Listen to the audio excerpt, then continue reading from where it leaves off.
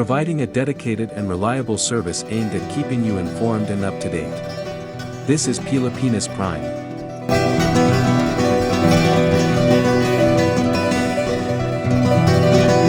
Diin ng isang opisyal ng US Navy ang pangangailangang tugunan ang mga assertive actions ng China sa South China Sea.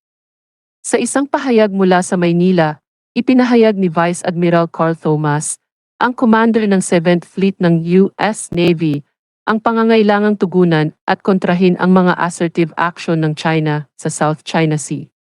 Kabilang dito ang mga insidente tulad ng paggamit ng water cannon ng Chinese Coast Guard laban sa isang barko ng Pilipinas.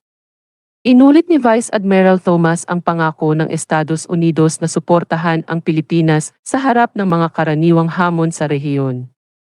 Binigyang diin niya na ang presensya ng mga puwersa ng US sa lugar ay nagsisilbi sa isang tiyak na layunin.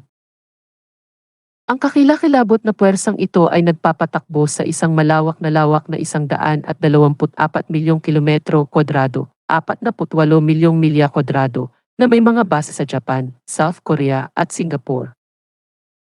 Binigyang diin ni Thomas ang kahalagahan ng pagharap sa mga individual na tumatakbo sa isang madilim na lugar.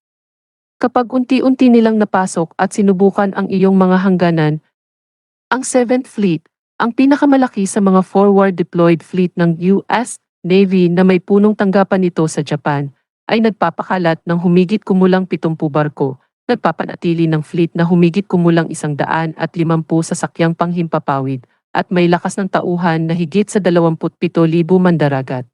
Laban sa isang sasakyang pandagat ng Pilipinas na naghahatid ng mga supply sa mga tropang nakaistasyon sa isang barkong pandigma na sadyang nakaground sa isang shoal sa South China Sea.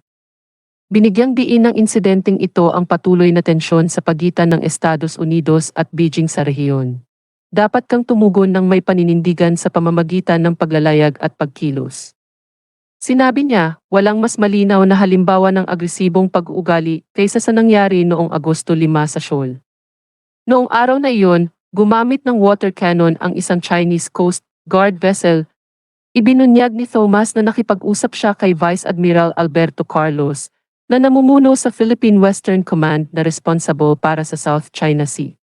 Ang layunin ay upang makakuha ng mga insight sa mga hamon na kinakaharap ng admiral at galugarin ang mga pagkakataon para sa tulong. Tiyak na nahaharap tayo sa mga ibinahaging hamon, sabi ni Thomas.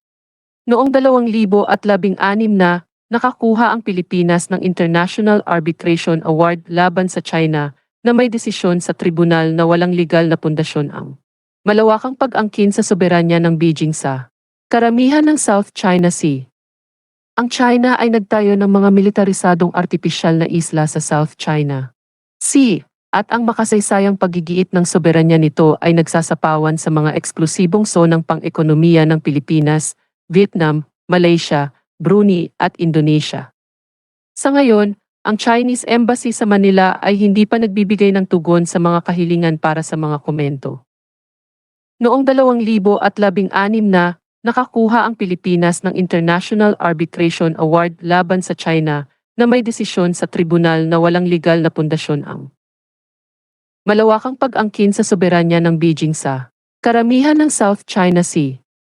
Ang China ay nagtayo ng mga militarisadong artipisyal na isla sa South China Sea, at ang makasaysayang paggigiit ng soberanya nito ay nagsasapawan sa mga eksklusibong zonang pang-ekonomiya ng Pilipinas, Vietnam, Malaysia, Brunei at Indonesia.